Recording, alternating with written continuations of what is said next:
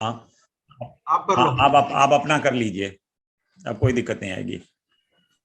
चलिए, ओके, चालू ठीक करो। है, आपका भी हो गया ना? हम्म। जय श्री साईं, जय श्री गुरुदेव। आप सभी लोगों का अभिवादन करते हुए, आपको नमस्कार करते हुए, पूज्य गुरु जी का और बाबा का आशीर्वाद लेते हुए, उनकी कृपा से आज का यह सत्संग हम प्रारंभ करते हैं। पिछले अध्याय में हम लोगों ने देखा था बाबा के कई लीलाओं के बारे में, जिनमें से सबसे पहली लीला के बारे में, या जिसकी आध्यात्मिक विषय जिस पे हम लोगों ने परिचर्चा की थी, वह था मानव जीवन का महत्व।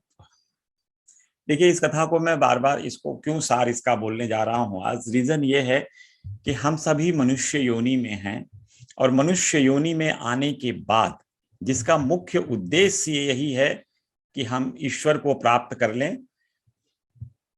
और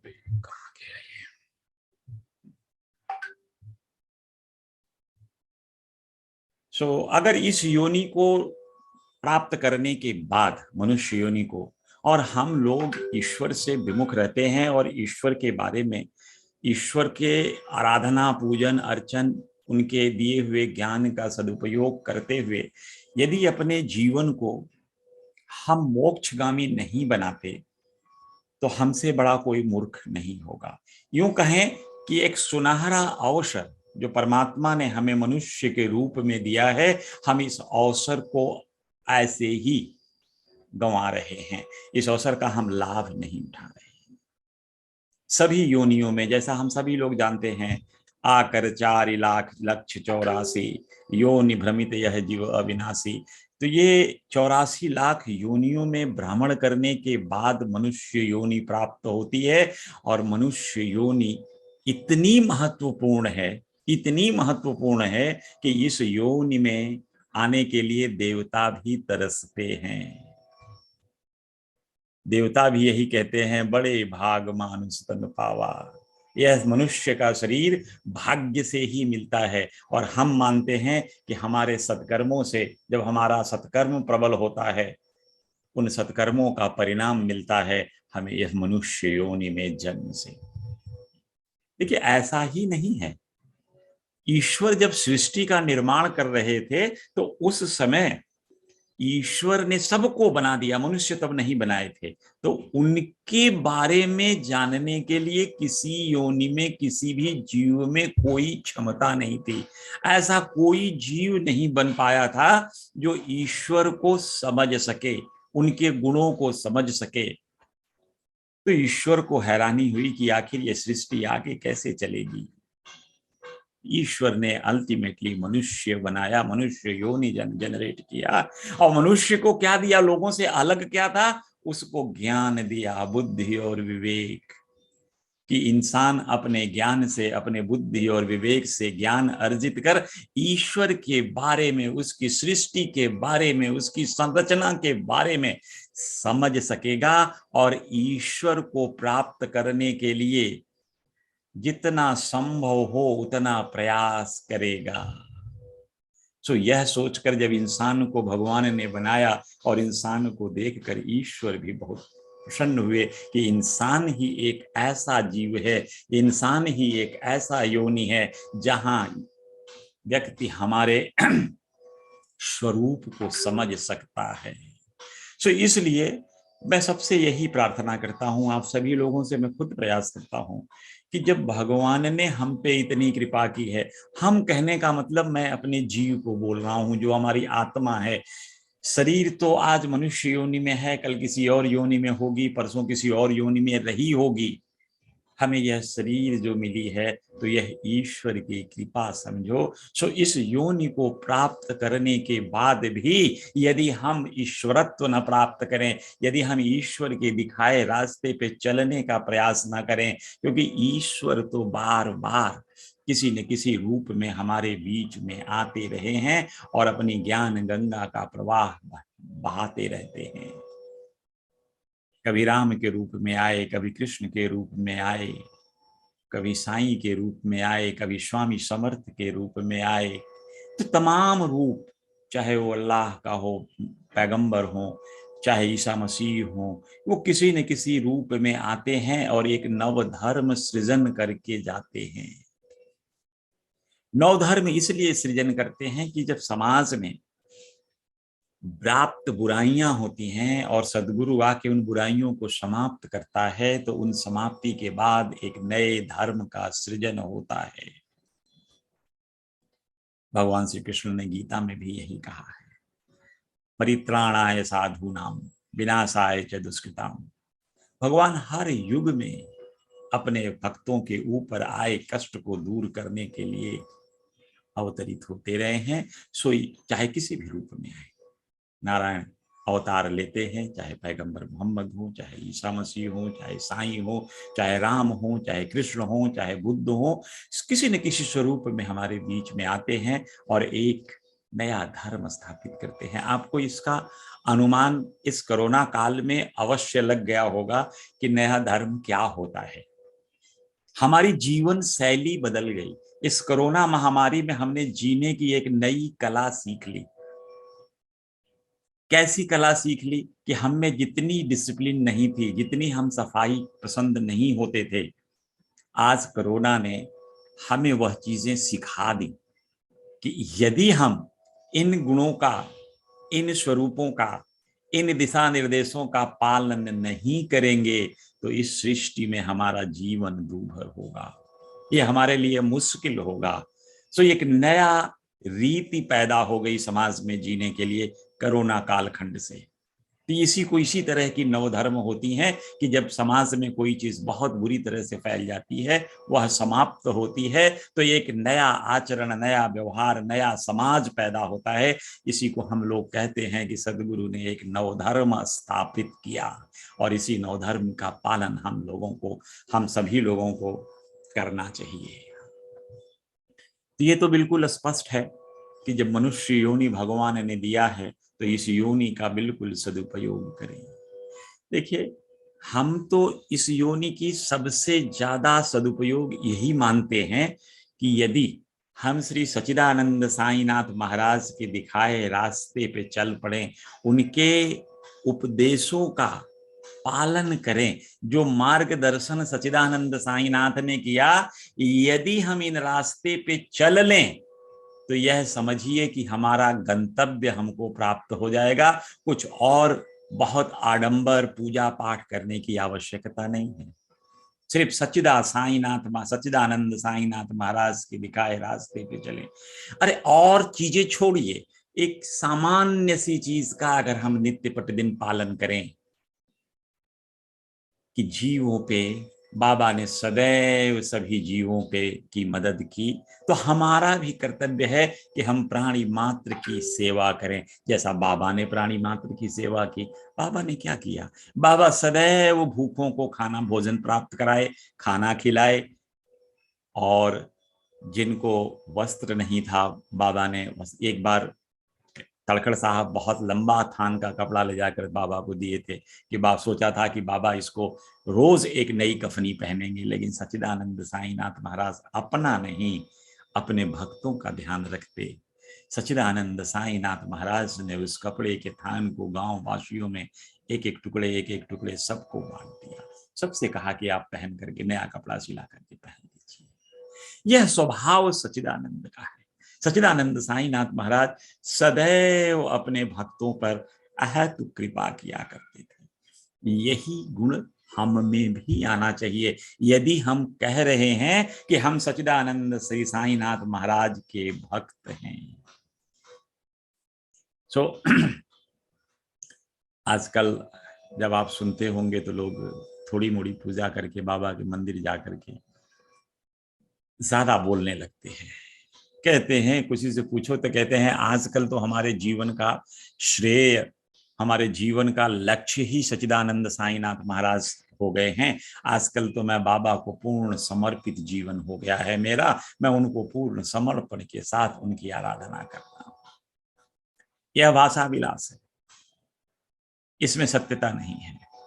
अरे ईश्वर को अर्पण करना ही मुश्किल काम है। ईश्वर को कुछ दे सको, उसकी सृष्टि में किसी को कुछ दे सको, देने की भाव ही आ जाए, यही बहुत बड़ी चीज है। सब कुछ ईश्वर में अर्पित करना, समर्पित करना, अपने आप को समर्पण करने का भाषा विलास संभव नहीं है।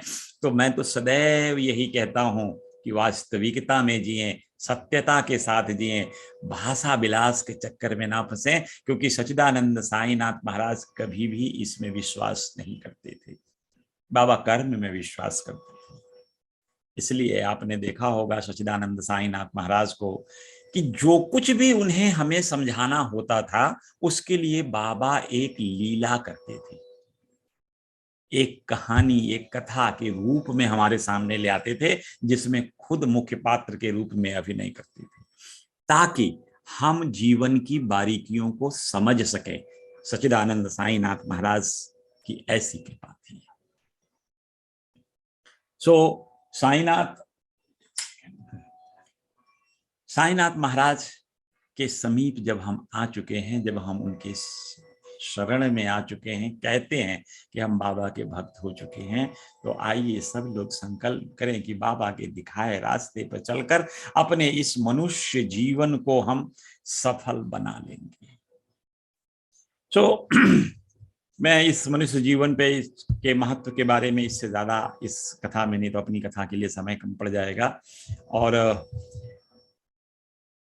यह बाबा कि इस बात पे कि मनुष्य का जीवन प्राप्त होने पे, इस पृथ्वी लोक पे आने पे, इस मृत्यु लोक में आने के बाद जीवन तो ऐसा ही है कि मृत्यु सुनिश्चित है, जन्म के साथ मृत्यु भी सुनिश्चित हो जाती है। तो ये जो थोड़ा सा समय है, वो भी हमें पता नहीं है कितना समय श्री साईं ने हमें दिया है। तो इस समय में कल का इंतजार न करते हुए आज ही आइए सब लोग सच्चिदानंद साईनाथ के दिखाए रास्ते पे चलें, एक दूसरे को भ्रातृत्व भाव से देखें, प्राणी मात्र के सेवा में जीवन को लगाने का प्रयास करें। हमको अगर ईश्वर ने 2 रोटी दी है और अगर हमारी भूख 1 रोटी की है, तो कम से कम आधी संचय करने के बाद आधी रोटी तो गरीबों को, जिनको जरूरतमंद है, उनको प्रदान करने का प्रयास करें। अपने हृदय में कुछ देने की इच्छा की शुरुआत करें। यही साईइज्म के लिए, यही श्री साईं भक्ति के लिए एक अति आवश्यक कर्म होगा, यही शुद्ध भक्ति मानी जाएगी। सच्चिदानंद साईनाथ महाराज के बाद बाबा तो दूसरे में अगर हम कहते हैं, इसमें बाबा के इनका दूसरी कथाओं को जो इस अध्याय में, पिछले अध्याय में की गई थी, हम लोगों ने चर्चा की थी बाईजाबाई के बारे में, कि माँ बाईजाबाई सच्चिदानंद साईनाथ की कैसे सेवा शुश्रूषा करती थी, कैसे बाईजाबाई जंगल में अपने सर पे एक टोकरी रखकर उसमें एक थाली और थोड़ी सी भाखरी और साग लेकर सच्चिदानंद साईनाथ को खोजने निकल जाती थी, और जहां बाबा मिल जाते थे उनको प्रणाम करने के बाद बाईजाबाई पत्तल लगा करके सच्चिदानंद साईनाथ महाराज को, उनको अच्छा सुस्वादु जो भी भोजन बना के लाती थी, उस भोजन को बाबा को अपने हाथों से खिलाती थी। आह, क्या भाग्य रहा होगा माँ का, जिसने अपने हाथों से परब्रह्म परमेश्वर को भोजन कराया। हमें तो आनंद आता है जब बाबा को हम सामने उनके भोग लगाकर उनसे प्रार्थना करते हैं कि हे भगवान, इसको ग्रहण करिए। इतने में ही जो आनंद आता है, तो बाईजाबाई के आनंद की तुलना हम कहाँ से कर सकते हैं कि बाईजाबाई अपने हाथों से बाबा को भोजन कराती थी। ये भक्ति है, यह प्यार है, यह स्नेह है, यह लगाव है, यह समर्पण है श्री सच्चिदानंद साईनाथ के प्रति। मैं सदैव आपसे कहता हूं कि आप साईं के साथ जुड़े, यह आपके सत्कर्मों की पराकाष्ठा है। आपके अच्छे सत्कर्म जो आपने प्रारब्ध कमाए हैं सत्कर्मों के, उन सत्कर्मों की देन है कि आज हम लोग श्री साईं की कथा में बैठे हैं और साईं बाबा के गुणों के बारे में, उनकी लीलाओं के बारे में परिचर्चा कर रहे हैं। यह हमारा परम सौभाग्य है। सच्चिदानंद साईनाथ महाराज बाईजाबाई की सेवा के बाद हम लोगों ने बाबा के शयन के बारे में बात किया था कि बाबा का शयन कक्ष कैसा होता था, जिसमें तात्या और मालसापति सोते थे, तीनों के पांव एक तरफ होते थे। और शयन के बाद खुशाल चंद जी के बारे में थोड़ी सी बात की हम लोगों ने परिचर्चा करी थी, पर बाकी चीजें आगे चलने के साथ साथ हम लोगों ने 30वें अध्याय में करने के बाद चल लिए थे। एक विशेष चीज आज हम आप लोगों से आप आज के अध्याय में शेयर करेंगे कि हम लोगों में एक ऐसा व्यवहार करते हैं जितने बाबा के भक्त होते हैं कि जब भी शिरडी जाते हैं ऐसा माना जाता है कि सच्चिदानंद साईनाथ की कृपा मिलने से ही हम शिरडी की यात्रा कर पाए। तो जब सच्चिदानंद साईनाथ की कृपा से हम शिरडी गए तो शिरडी छोड़ना भी उनकी कृपा से ही होगा। जब उनकी आदेश होगा, जब उनका अनुमति होगी, तभी हम शिरडी छोड़ पाते हैं। लेकिन कुछ भक्त जो कहने को अपने आप को भक्त कहते हैं, शिरडी जाने के बाद जब बाबा से बिना आज्ञा लिए चलते हैं तो उनके रास्ते में उनको किस प्रकार का दुष्प्रभाव पड़ता है, किस प्रकार का कष्ट पड़ता है, इस बारे में उनको शायद ज्ञान नहीं है, जिसकी वजह से वो ऐसी गलती करते हैं, क्योंकि बाबा को वो छोड़कर चल देते हैं। क्योंकि हमारे दुख और सुख, यहां समझने का प्रयास करिएगा, हमारे दुख और सुख हमारे प्रारब्ध से बनते हैं और हमारा प्रारब्ध हमको पता नहीं होता। तो हमें ये नहीं पता कि हमें कब कैसा दुख और कैसा सुख प्राप्त होगा। तो जब हमें अपने प्रारब्ध के बारे में कुछ पता ही नहीं है, दुख आने की हमको पता ही नहीं है, तो हम उससे कैसे बचने का उपाय करेंगे? क्यों कहते हैं ना, prevention is better than cure. तो हम क्या प्रिवेंटिव एक्शन लेंगे, हम क्या प्रिवेंशन करेंगे? क्योंकि हम तो यह जानते ही नहीं कि हम किस तरह से हमारे दुख सुख आने वाले हैं, हमारा प्रारब्ध क्या है।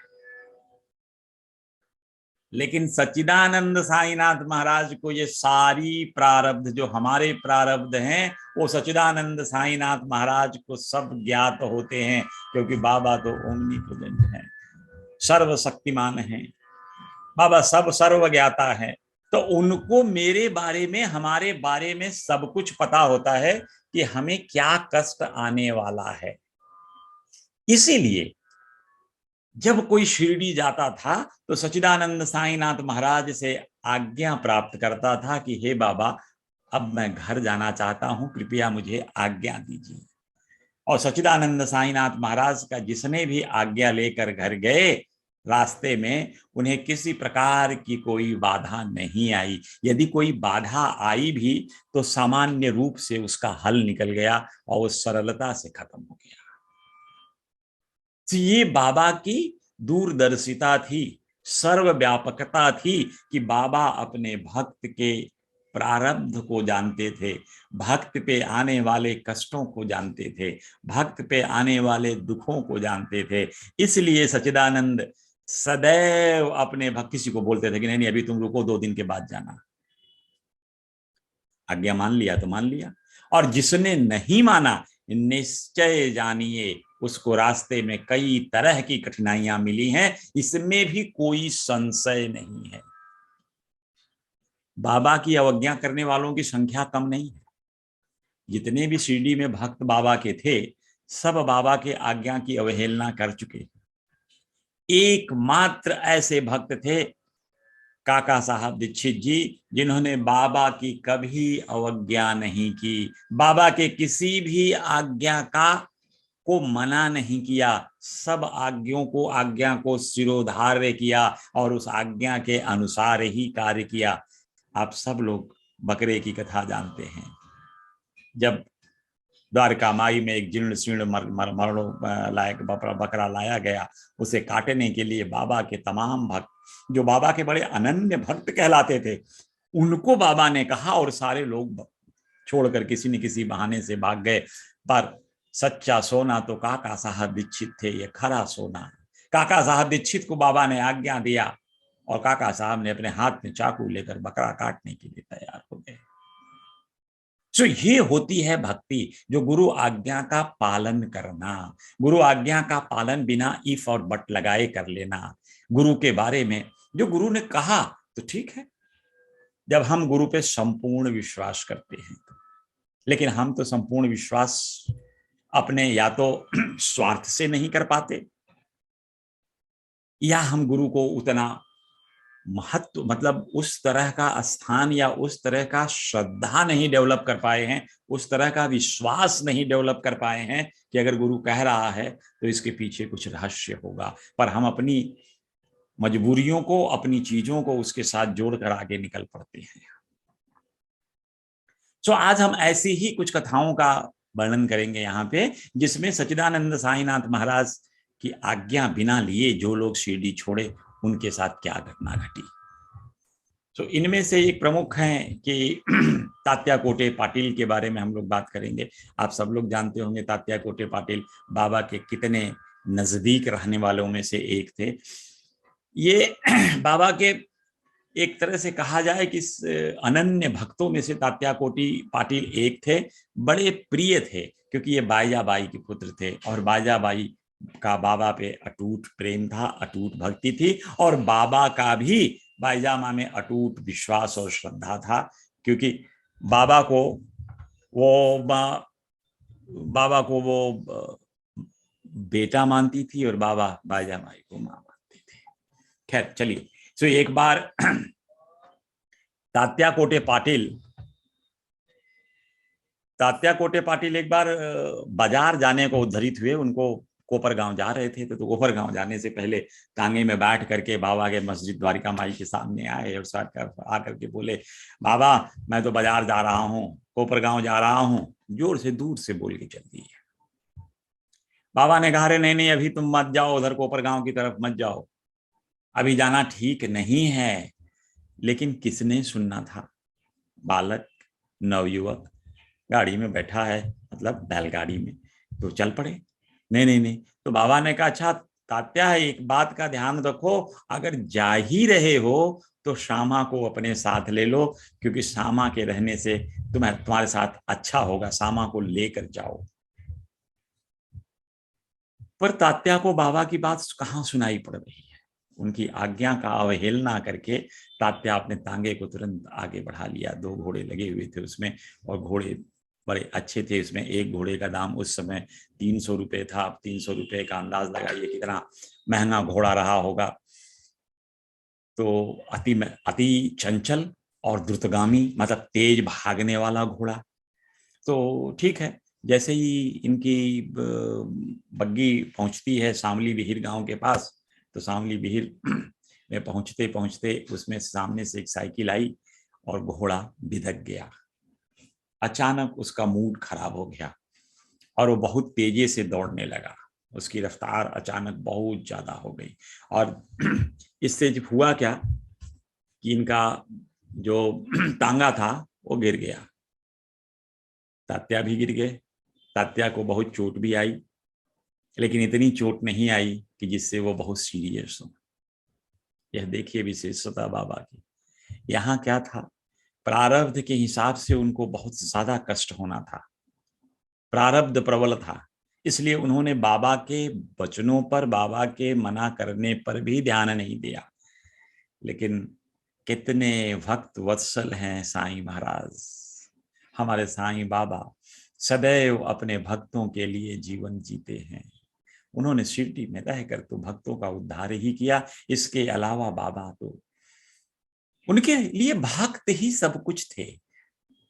तो बाबा की दयालुता देखिए कि इस प्रारब्ध में उन्हें बहुत चोट लगना रहा होगा, लेकिन सच्चिदानंद साईनाथ महाराज ने इसको बड़े थोड़े से निपटा दिया। और तात्या को लेकिन एहसास जरूर हुआ, तात्या पाटिल को एहसास क्या हुआ कि बाबा ने मना किया था, अगर मैं मान गया होता तो शायद यह कष्ट मुझे नहीं झेलना रहा, यह कष्ट मुझे नहीं होता। एक बार इसके बाद भी ये कुल्हार ग्राम जा रहे थे भाई साहब, तब भी इन्होंने बाबा की आज्ञा का अवहेलना किया। बाबा ने तब भी मना किया कि अभी मत जाओ, बाद में चले जाना, लेकिन ये नहीं माने और वहां भी सिमिलर घटना घटी। लेकिन बाबा का आशीर्वाद, बाबा की सर्वव्यापकता इनको वहां भी बचा ली। इतने भक्त वत्सल हमारे सच्चिदानंद साईनाथ महाराज हैं कि जो सदैव अपने भक्तों के साथ रहते हैं और भक्तों के दुख सुख के भागीदारी होते हैं, उनके दुखों को अपने ऊपर लेने का कार्य करते हैं। ऐसे श्री सच्चिदानंद साईनाथ को गुरु पा करके, सदगुरु पा करके कौन भक्त अपने आप को अनाथ कहेगा? हर भक्त बाबा का सनाथ है, क्योंकि श्री साईनाथ उनके साथ सदैव रहते हैं। जिस चीज की अनुभूति आपको भी होगी, एक श्रद्धा के साथ बाबा को हृदय में बैठा करके कोई काम करने की शुरुआत करना, देखना बाबा हर पल। हम तो इतना ही पूजा मानते हैं ना कि जब सच्चिदानंद साईनाथ महाराज को आपने हृदय में व्याप्त करा लिया, रख लिया, यही पूजा है। उनका नाम लेकर कोई काम प्रारंभ कर रहे हैं, यही पूजा है। कार्य करते करते बाबा को अपने हृदय में धारण किए हुए हैं, उनको अपने साथ रखे हैं, यही पूजा है। क्या भोग लगाने के लिए बड़ा लंबा कुछ नहीं, थाली में खाना आता है, हाथ जोड़कर भगवान से कहिए प्रभु आप ग्रहण कर लें, मैं प्रसाद प्राप्त करूंगा। कुछ नहीं, 2 सेकंड की बात है। कुछ और कहीं खा पी रहे हैं, किसी के घर कहीं बाहर खा रहे हैं, अंदर खा रहे हैं, घर में खा रहे हैं, खाने से पहले सच्चिदानंद साईनाथ का ध्यान कर लीजिए, यही भगवान को भोग लगाना, यही भगवान को अर्पण करना हो गया। इससे कोई, बाबा तो सदैव आपके भाव को देखते हैं, वो इस आडंबर को नहीं देखते कि कितने प्रकार का पकवान आप लगा के ले आए हो, कितने प्रकार का भोग आप बाबा के सामने उनको अर्पित कर रहे हो। पत्रम पुष्पम फलम तोयम जे में प्रदच्छति। तो भगवान कहते हैं पत्रम पुष्पम फलम तोयम, तुम तो मुझे एक पत्ता भी अगर भेंट कर दो, लेकिन तुम्हारा भाव शुद्ध होना चाहिए। मुझे जब भी तुम एक पत्ता, एक फूल, एक पत्र, कुछ भी अर्पित कर रहे हो तो भाव से अर्पित करो। मैं तो तुम्हारा सिर्फ भाव ही ग्रहण करता हूं। कितने भक्तवत्सल सच्चिदानंद साईनाथ महाराज। तो कथा को आगे बढ़ाते हैं। एक और दूसरे भक्त थे, एक यूरोपियन महाशय थे। इनका नाम तो दुर्भाग्यवश नहीं दिया गया है सचरित्र में, लेकिन इनके साथ कैसा था कि नाना साहब चांदोरकर से इनको एक परिचय प्राप्त हुआ कि आप शिरडी में जाएं, तो उनका रेफरेंस लेके इस यूरोपियन महोदय ये शिरडी आए थे और इनकी एक इच्छा थी कि सच्चिदानंद साईनाथ महाराज का हाथ लेकर के उसका चुंबन करने का इनको अवसर प्राप्त हो। लेकिन कौन जानता है कि पीछे प्रारब्ध में इनके साथ क्या था, कितनी भक्ति के साथ आए थे, कितना श्रद्धा था। क्योंकि बाबा ने 2 गुरु मंत्र दिया, श्रद्धा और सबूरी। अपने गुरु में श्रद्धा रखो यानी विश्वास रखो और सब्र करो कि कब गुरु कृपा तुम्हें प्राप्त होगी। गुरु कृपा तुम्हारी इच्छा अनुसार नहीं चलती कि तुम जब चाहो कह रहे बाबा मैं तो यहां फंसा हूं, जल्दी जल्दी कृपा भेजो। गुरु कृपा प्राप्त करने के लिए थोड़ा सब्र चाहिए, सबूरी। इसीलिए बाबा ने 2 वर्ड दिए हमें, 2 शब्द दिए, श्रद्धा और सबूरी। यह एक दूसरे के प्रेरक हैं। बिना सब्र के श्रद्धा नहीं आती और बिना श्रद्धा के सब्र नहीं होता, सबूरी नहीं होता। सो ये यूरोपियन महोदय बड़ा प्रयास करते रहे बाबा से कि बाबा जल्दी जल्दी मुझको दर्शन दे दो, मुझे बुला लो और मैं आपके हाथों का चुंबन कर सकूं अपने हाथ में ले करके। लेकिन ऐसा कभी दिन आया नहीं, बाबा ने उन्हें कभी कुछ बोला ही नहीं कि तुम ऐसा कर लो। और इसका परिणाम ये हुआ कि ये भाई साहब का जो पेशेंस है वो जवाब दे गया। अब ये धीरे धीरे इनको ऐसा लगने लगा कि हम लोग, अब हमें बाबा से ये सब अवसर नहीं प्राप्त होगा, साईं बाबा हमसे मिलना नहीं चाहते हैं। पर बाबा ने इनको आंगन में एक टेंट उंट लगा के, यहाँ पे लोगों ने जो शिरडी के लोग थे उनको बिठा दिया था।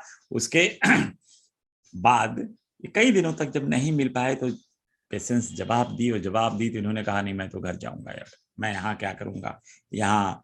और तो लोगों ने कहा कि अभी रुक जाइए, हो सकता है सच्चिदानंद साईनाथ की कृपा हो जाए आपके ऊपर, वो आपको बुला लें।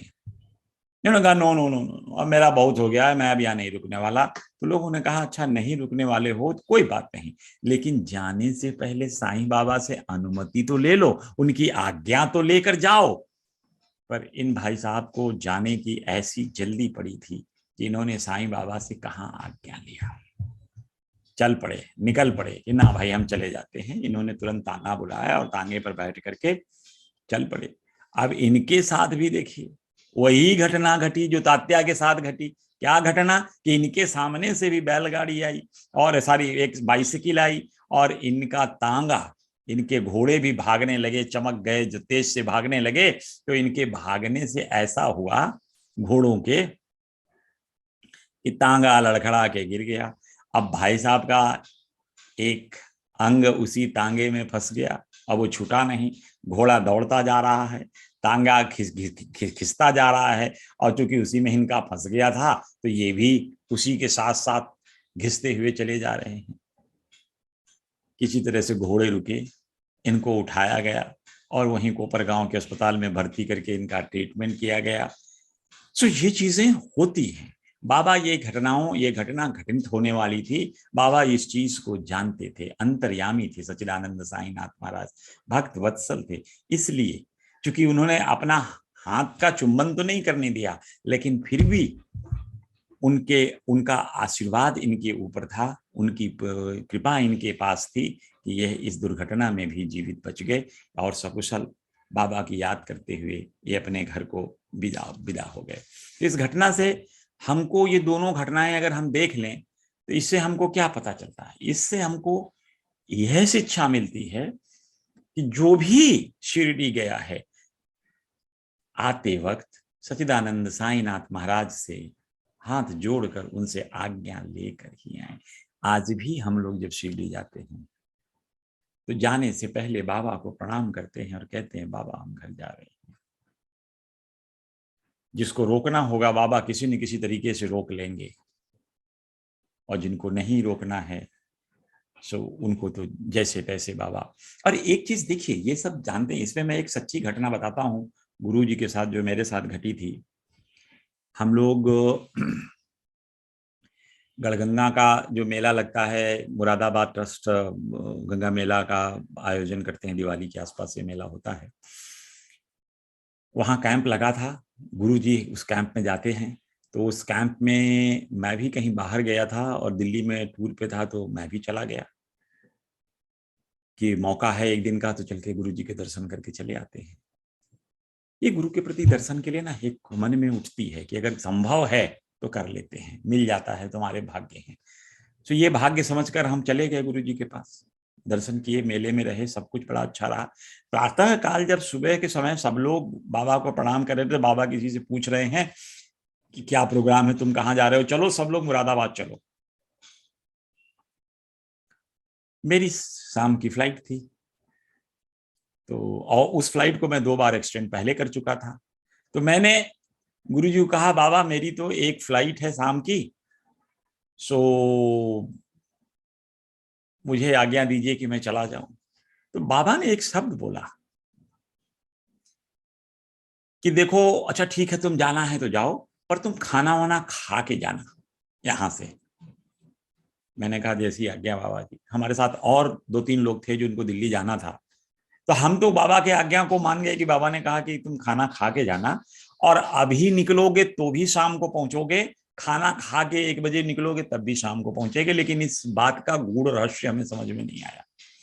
मैं अड़ गया कि खाना खाना है, दूसरे कहने लगे रास्ता साफ है अभी निकल लेते हैं। तो खैर हमने चाय ही पी ली, चाय मिल गया, चाय पी के हम अपना चल पड़े, वहां से निकल पड़े दिल्ली के लिए। आप बिलीव नहीं करिएगा, उसमें आगे किसानों की रैली चल रही थी और ट्रैक्टर्स टैक्सस जाके पूरा रास्ता जाम, और अल्टीमेटली मुझे शाम की भी फ्लाइट नहीं मिली, मुझे फिर से एक्सटेंड करना पड़ा। सो ऐसी गुरु की कृपा होती है, गुरु के को पता है कि आगे क्या होने वाला है। इसीलिए बाबा ने कहा खाना खा के आराम से जाना, क्योंकि बाय दैट टाइम वो जाम हट जाएगा, उनको पता था। तो इसलिए कहते हैं कि भविष्य दृष्टा गुरु होते हैं सदगुरु। गुरु जब भी कि कोई चीज कहें तो उसको टालने का प्रयास ना करें हम लोग तो बहुत उचित होगा। गुरु की आज्ञा का पालन करना ही सच्ची गुरु भक्ति है। अब हम आप अपने आपका आकलन कर सकते हैं कि हम कितना गुरु भक्ति करते हैं, हम कैसे अपने गुरु के साथ जुड़े हैं, हम कितना अपने गुरु का कहना मानते हैं। ठीक वही चीजें यहाँ साईं शिरडी में महाराज के पास घटित होती हैं कि जाने से पहले लोगों को बाबा आज्ञा देते थे, चले जाओ, कहते थे रुक जाओ तो रुक जाते थे। कई धूमाल थे, एक धूमल जी थे, निफाड़ में मुकदमा के लिए जा रहे थे। सो उनको बाबा ने कहा अभी 8 दिन के बाद जाना। उसका परिणाम क्या हुआ कि 8 दिन के बाद वो जज का 2-3 जज बदले और 8 दिन के बाद मुकदमे में गए और उसके बाद विजय प्राप्त हुई, क्योंकि इनका केस जो हियरिंग के लिए कल आना था वो 8 दिन के बाद आया। ऐसे ही काका साहब जब शिरडी में थे, बच्चे भी साथ में थे, तो ये हुआ कि बच्चों का एग्जाम है, बच्चों को तुरंत भेज दिया जाए, एग्जाम चल रहा है। बाबा ने कहा नहीं अभी रुक जाओ, अभी भेजने की जरूरत नहीं है। फिर खबर आया नहीं एग्जाम अभी 2 दिन के लिए पोस्टपोन हुआ, अभी इस तारीख को एग्जाम है, अभी भेज दो। तो बाबा से फिर आज्ञा लेने गए काका साहब, तो बाबा ने कहा नहीं अभी भी भेजने की आवश्यकता नहीं, अभी रुक जाओ। सो अभी हम रुक गए।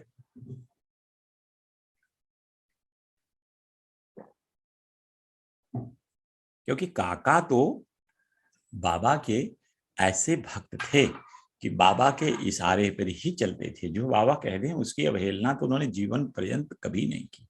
तो इतना अटूट विश्वास था काका। सब कुछ होने, घर के लोग नाराज हो रहे थे बॉम्बे में बैठकर, लेकिन काका ने वही किया जो बाबा ने कहा। लास्ट में एक कॉल आया कि नहीं अब तो एग्जाम है, तो बाबा ने कहा हाँ भेज दे, अब सब ठीक है। और बच्चे आए, सब अच्छे से एग्जाम तभी हुआ जब बच्चे बॉम्बे आए। तो ऐसे थे बाबा, ऐसे सदगुरु होते हैं, क्योंकि ये त्रिकालदर्शी हैं। ये हमारा भविष्य देख लेते हैं, आगे होने वाली घटनाएं देख लेते हैं। एक चीज मैं बताना चाहूंगा, इस युग में, इस एरा में भी जिसमें हम लोग रह रहे हैं, ऐसे तमाम लोग मिल जाएंगे जिनको आपका पास्ट देखने की क्षमता है, जिन्होंने अपने तपस्या से आपका पास्ट देखने की क्षमता डेवलप कर ली है। वो आपका पास्ट जरूर देख के बता देंगे कि आप ये, और आपको उसी पे भरोसा हो जाता है कि अरे ये तो सब जानता है। लेकिन भविष्य कोई नहीं जानता। भविष्य या तो ईश्वर जानता है या सदगुरु जानता है, इसके अलावा आपका भविष्य कोई नहीं बता सकता। सृष्टि में कोई नहीं बता सकता। पास्ट लोग बता, बनारस आप चले जाइए, तमाम अवघड़ ऐसे मिलेंगे, देखते ही आपको बता देंगे अच्छा आप यहाँ के रहने वाले हो, आपके इतने भाई हैं, आप इनके माँ बाप ऐसे हैं, आपके पिताजी की डेथ इतने समय में हो गई थी, आपके माँ की डेथ इतने समय में हो गई थी, आपके इतने बच्चे हैं, एक बच्चा यहाँ काम कर रहा है, एक बच्चा वहां काम। पास्ट सब बता देंगे, फ्यूचर नहीं बता पाते। फ्यूचर सिर्फ सदगुरु ही बता पाता है आपको, या गुरु वशिष्ठ, उनको सब कुछ दृष्टा था। जब भगवान आए तो गुरु वशिष्ठ भी अवतरित, मतलब पृथ्वी पे नहीं आना चाहते थे कि कौन आएगा। जब ब्रह्मा ने उनसे कहा कि जाओ भगवान श्री राम के पुरोहित बनोगे, तब उन्होंने कहा कि पुरोहित का काम, उपरोहिती काम अति मंदा, वेद पुराण सुमित कर नंदा। निंदा कह रहे कि भगवान मैं तो नहीं जाता, ये उपरोहिती काम कौन करेगा वहां जाकर के, इसका तो सब लोग निंदा करते हैं उपरोहिती का कर्म करने, क्योंकि उसमें तमाम तरह की गलतियां होती हैं लोगों से। तो जब ब्रह्मा जी ने कहा भगवान साक्षात अवतार ले रहे हैं, तुम तो उनके पुरोहित बनने जा रहे हो, उनके पुरोहित बनने जा रहे हो, तब वशिष्ठ जी आते हैं, वशिष्ठ के रूप में अवतार लेते हैं, भगवान का गुरु बनते हैं। सो इसीलिए कहा जाता है कि गुरु सब कुछ जानता है, भविष्य भी जानते हैं। इसीलिए अब इसमें देखिए कि बाबा शिरडी में क्यों रोकते थे लोगों को।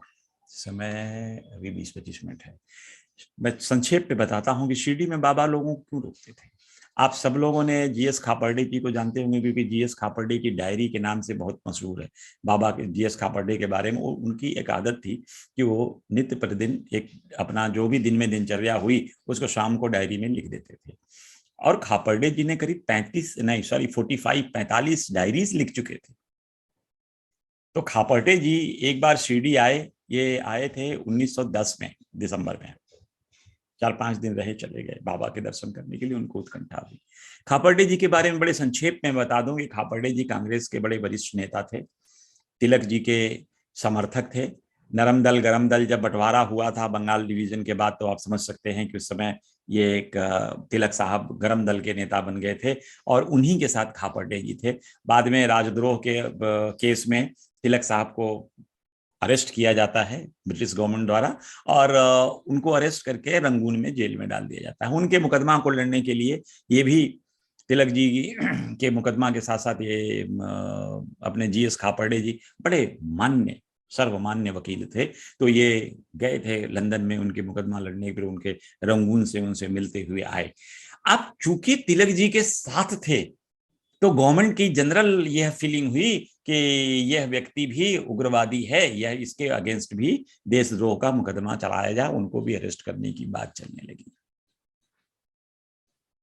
देखिए सच्चिदानंद साईनाथ का, जब ये दोबारा आए थे दिसंबर 19 को, ये आए थे 6-12 दिसंबर को, 6 दिसंबर को आए थे, सॉरी 6 दिसंबर 1911 में जब ये दोबारा शिरडी आए तो इनको बाबा ने मिसेस खापर्डे को बोला, ये दिन था 29 दिसंबर 1911, बाबा ने बोला कि एक गवर्नर आया था, उसके हाथ में भाला था, पर मैंने उसको टैकल कर लिया, संभाल लिया। अब यहां बाबा ने बड़े गूढ़ शब्दों का प्रयोग किया, गवर्नर विथ लैंस, मतलब कि गवर्नर कुछ समस्याएं लेकर आया था। अब उस समय क्या समस्या हो सकती है, खापर्डे जी के अरेस्ट का हो सकता है, खापर्डे जी के अगेंस्ट कुछ और काम जो चल रही है। तो बाबा कहते हैं उससे मेरा बड़ा टसल हुआ और मैं टसल के बाद उसको मना के भगा दिया। और उसी समय सच्चिदानंद साईनाथ महाराज से जब ये पूछने गए खापर्डे जी की, महाराज बाबा मैं घर जाऊं, बाबा ने कहा नहीं, तो मेरे 3 महीना यहीं रहना होगा।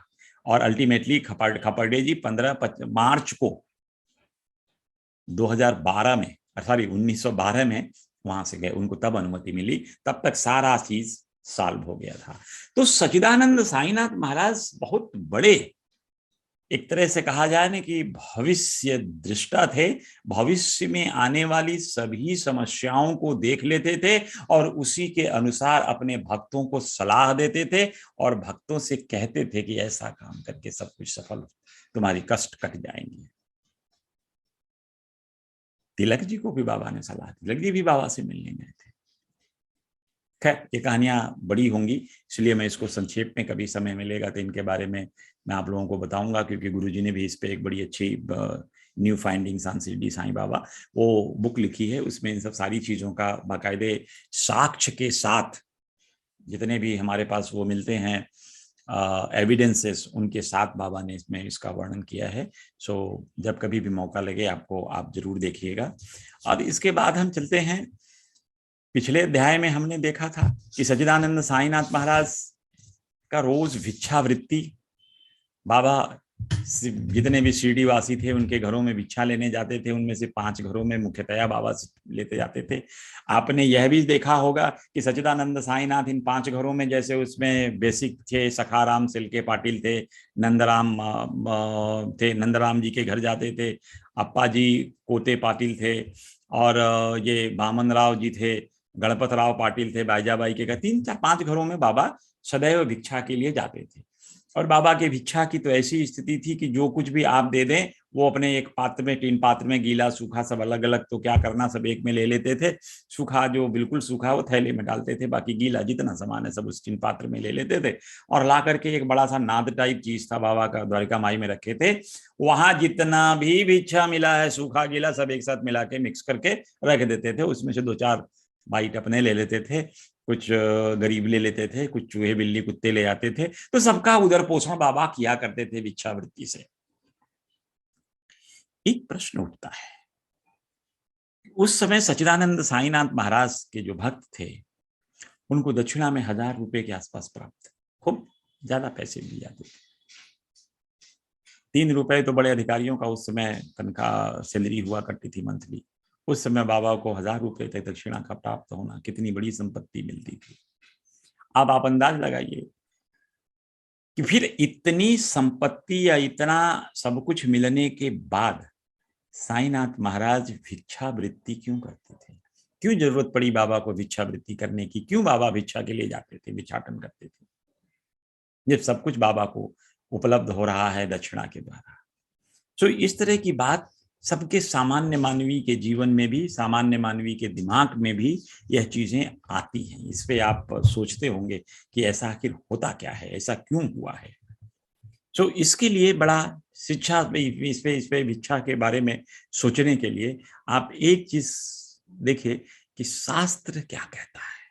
हमारे जो मनीषी ऋषि मुनि हैं कि ये क्या कहते हैं, कौन व्यक्ति भिक्षा का अधिकारी है, किसको अपना जीवन भिक्षा के ऊपर निर्वहन करना चाहिए। एक बार पहले भी मैं आपको बोला था, तपबल विप्र सदा बरियारा।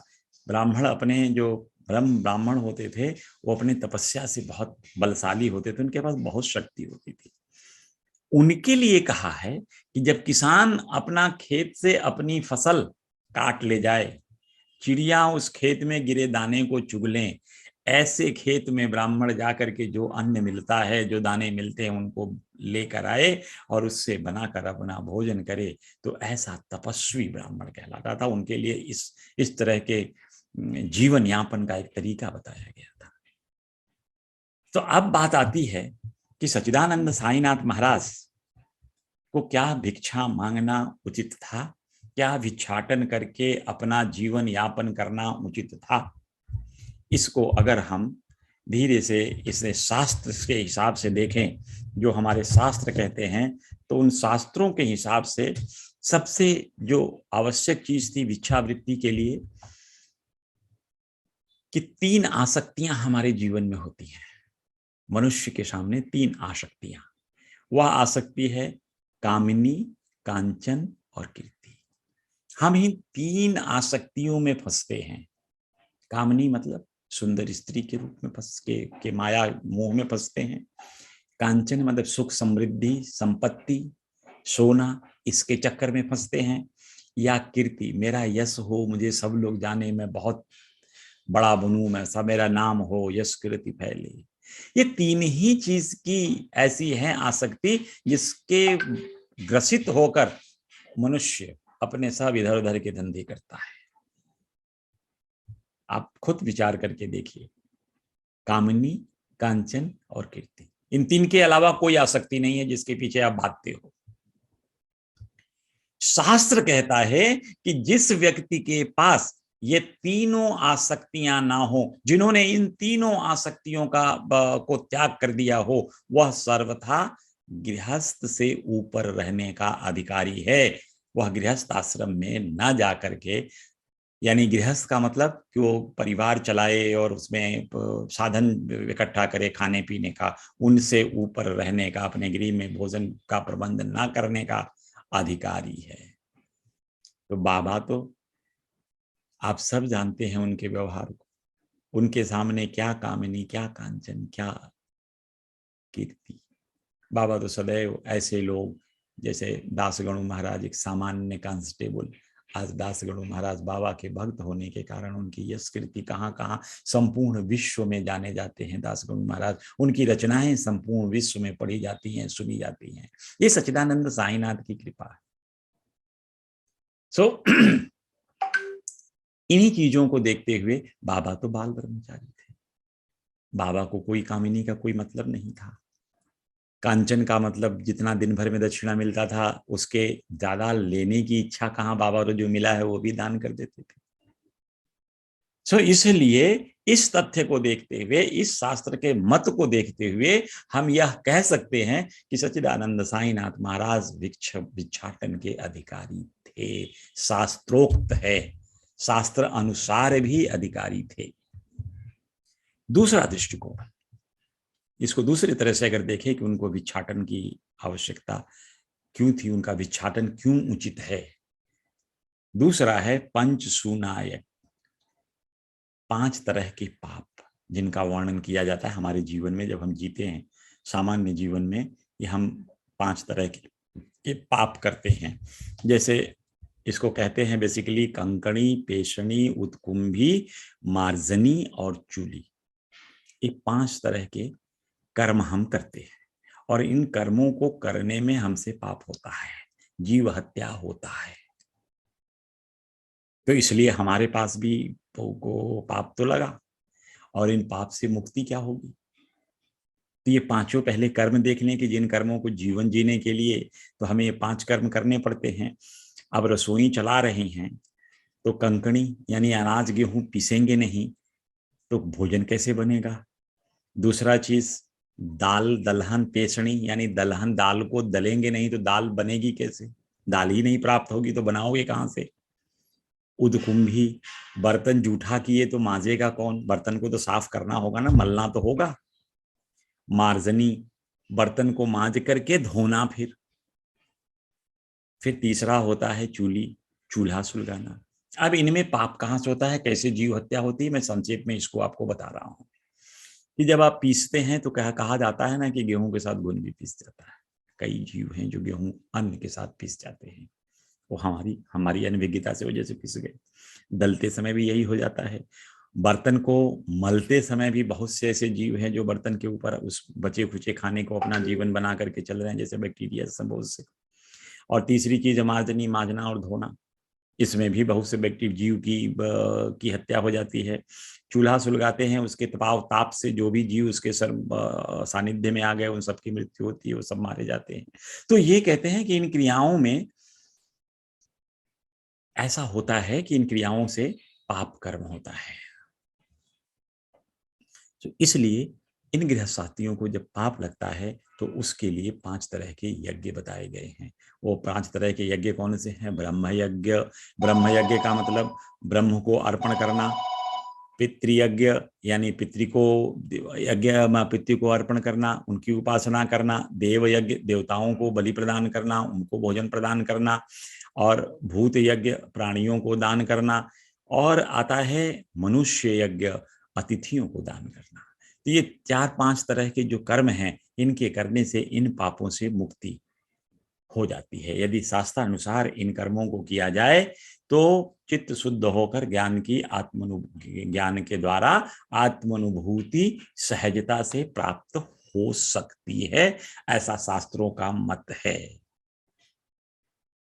सो बाबा तो सभी के घर पे जाके इन चीजों की याद दिलाते थे। वो माई एक रोटी का टुकड़ा मिले, तो जितनी भी कितने भाग्यशाली लोग रहे होंगे कि जिनके दरवाजे पर बाबा जाके ऐसी आवाज लगाते थे, वो माई रोटी का एक टुकड़ा मिले। सो बाबा तो सिंपल यही कहते थे कि जो भक्त भक्ति पूर्वक केवल एक पत्र फूल फल भी मुझे अर्पित करता है, पत्रम पुष्पम फलम तोयम जे में भक्ता प्रचतम तदहम भक्त मन स्मस्नापि प्रदयात्मन। मतलब जो भी भक्त पत्र फल फूल प्रेम भाव से मुझे अर्पित करता है, मैं उसे अवश्य ही ग्रहण करता हूँ। अब इस पे 2 कथाएं हैं, इनको मैं संक्षेप में आपको सुनाता हूँ। तरखड़ जी के बारे में आप सभी लोग जानते होंगे। ये एक प्रार्थना समाजी थे। प्रार्थना समाजी में भगवान की प्रार्थना एवं सेवा द्वारा ईश्वर की उपासना की जाती है। सो रानाडे जी के प्रार्थना समाजी थे। रानाडे जी के नेतृत्व में जाति प्रथा, बाल विवाह, मूर्ति पूजा, धर्म हिंदू समाज में और व्याप्त बुराइयों को इस समाज ने दूर करने का प्रयास किया था। तो तरखड़ जी के एक बार क्या हुआ था कि बेटे और पत्नी ने शिरडी जाने की बात करी कि वह शिरडी जाएंगे। तो उन्होंने कहा कि लेकिन मैं शिरडी चला जाऊंगा तो चली जाऊंगे, अगर बच्चा के साथ चला जाएगा तो यही दोनों बाबा के घर में पूजा करते थे, तो वो पूजा कौन करेगा? अब तलखड़ जी तैयार हो गए कि मैं पूजा कर दूंगा। तो जब तलखड़ जी ने आश्वस्त कर दिया कि ठीक है आप पूजा कर देंगे तो हम लोग जाते हैं, लिहाजा माँ बेटा दोनों शिरडी चले जाते हैं।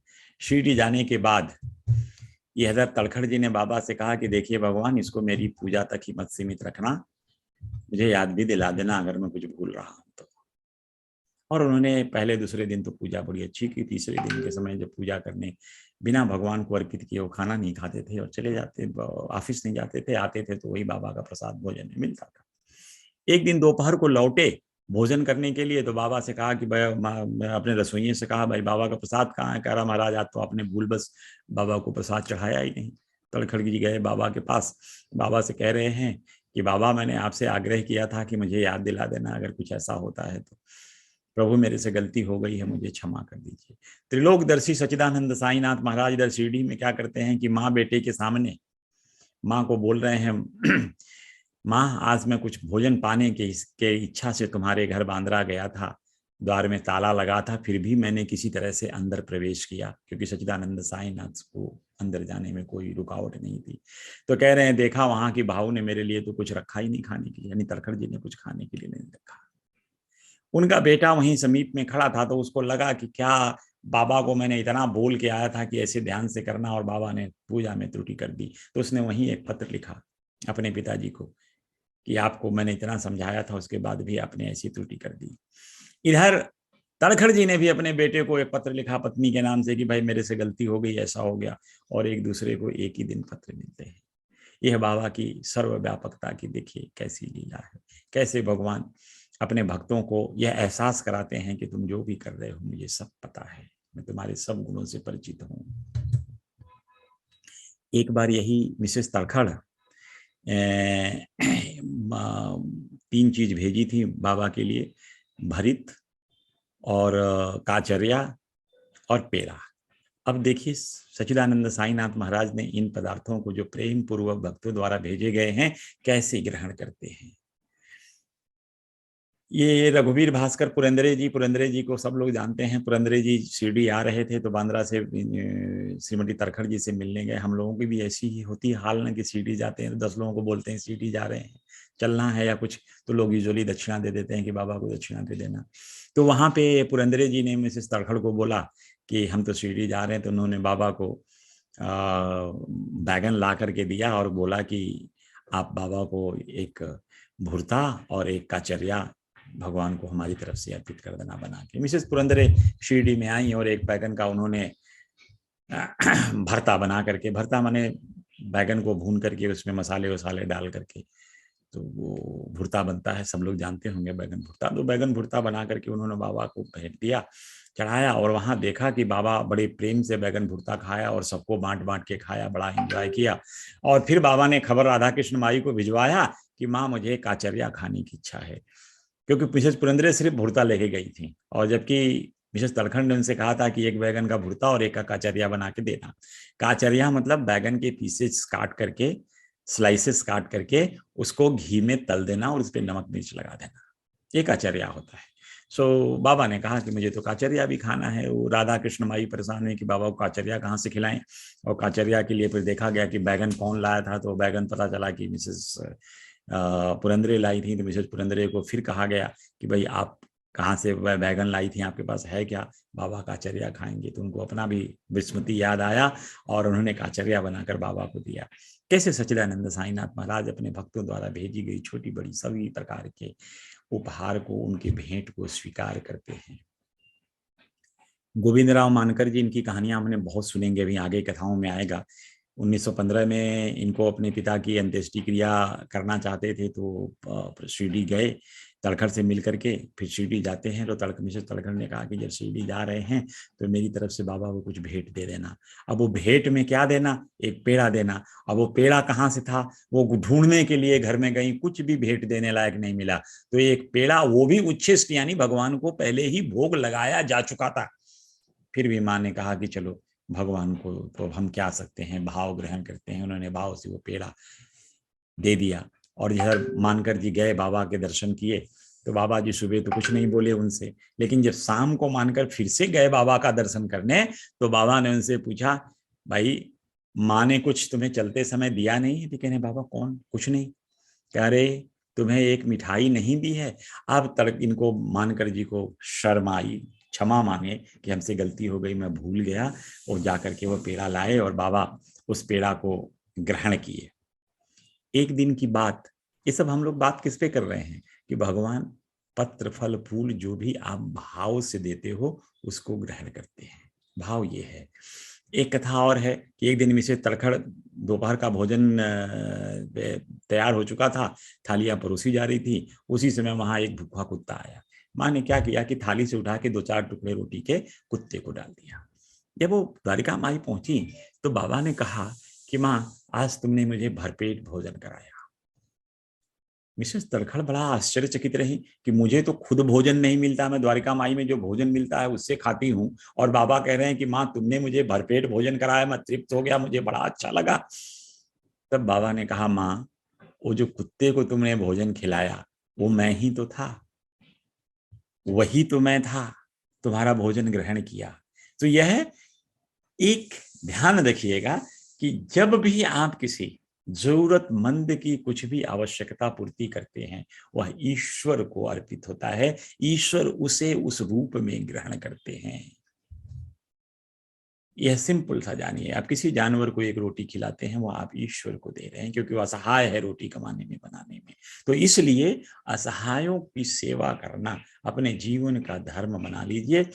और यही चीज ऐसा आप तब कर पाओगे जब आप हर चीज में ईश्वर का दर्शन करने का प्रयास करो। उपनिषद की एक ईशो उपनिषद, सभी उपनिषदों का निचोड़ ईशो उपनिषद, जिसमें लिखा है पहला श्लोक, ईशावास्यमिदं सर्वं यत्किंचित् जगतं जगत्यां जगत तेन तक्तेन भुञ्जीथा मा गृधः कस्मिन् धनम्। कितनी बढ़िया चीज लिखी है। वो कह रहे हैं कि जड़ चेतन वाली यह समस्त सृष्टि परमात्मा से व्याप्त है, यानी इस सृष्टि में ऐसा कुछ नहीं है जहां परमात्मा नहीं है। और इस सृष्टि में जितनी भी चीजें हैं वह तुम्हें उपभोग करने के लिए ही हैं। और हम उपभोग कर सकते हैं, लेकिन बाबा यही कहते हैं कि इसका उपभोग तो करो, पर आवश्यकता से ज्यादा इसका संचय मत करो, उसका संग्रह मत करो। यह सब मेरा नहीं है, यह भाव जब हृदय में आएगा तब आप उसका संग्रह नहीं करोगे। तो बाबा यही कहते हैं कि आवश्यकता अनुसार इसका उपभोग करो, यह मानकर चलो कि सब कुछ तुम्हारा नहीं है। अपने हृदय में ऐसा भाव लाओ ताकि अनावश्यक रूप से धन को संग्रह करने की तुम्हारी इच्छा न रहे। इसी के साथ इस अध्याय को समाप्त करते हैं। जय श्री साईं, जय श्री सच्चिदानंद महाराज की जय।